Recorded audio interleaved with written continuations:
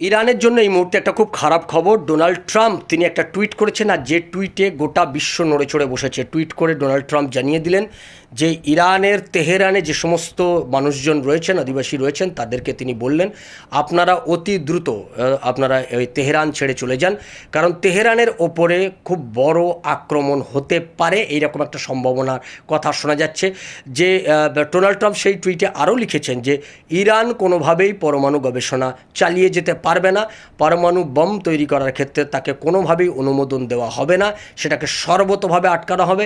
Israel আক্রমণ করেছে, এবার আমেরিকাও ইসরায়েলের সঙ্গে যুক্ত হয়ে তারা আক্রমণ করবে, এবং ইসরায়েলের ইতিমধ্যে নেতানিয়াহু তিনি ঘোষণা করেছেন যে আয়াতুল্লাহ খামেনেইকে যতক্ষণ পর্যন্ত না হত্যা করা হবে ততক্ষণ পর্যন্ত এই আক্রমণ থামবে না। ফলে এটা আর মনে করা হচ্ছে যে আয়াতুল্লাহ খামেনেই কোথায় আছে সেটাও গতকাল ডোনাল্ড ট্রাম্প বলেছে যে ও কোথায় লুকিয়ে আছে সেটাও আমরা জানি, আমাদের নজরের মধ্যে রয়েছে, আমরা এখন মারবো না, কিন্তু ওকে এই মুহূর্তেটা এখানে চুক্তি করতে হবে যে আমরা পরমাণু বম বা পরমাণু গবেষণা আর চালিয়ে যাব না, এগিয়ে যাব না। ফলে এইটা যতক্ষণ না ওরা করবে ততক্ষণ পর্যন্ত ছাড়া হবে না।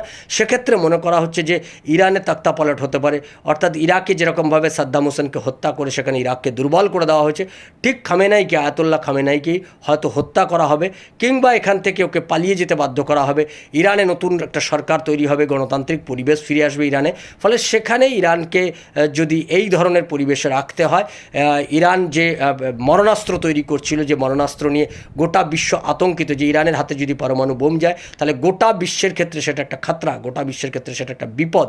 ফলে সেই বিপদ থেকে যদি গোটা বিশ্বকে রক্ষা করতে হয় তাহলে কোনোভাবেই ইরানের হাতে পরমাণু অস্ত্র তুলে দেওয়া যাবে না, সে যাতে এটা করতে না পারে তার ব্যবস্থা করতে হবে। আমেরিকা প্রথম থেকে এর বিরোধিতা করেছে।